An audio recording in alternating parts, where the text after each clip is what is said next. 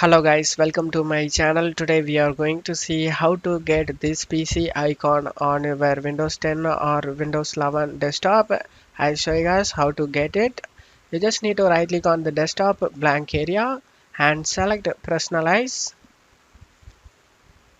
You just need to scroll down, select theme. You just need to scroll down, select desktop icon settings, click on it. And in here you just need to select computer, check mark it and select apply and OK for save changes. Now close it off here.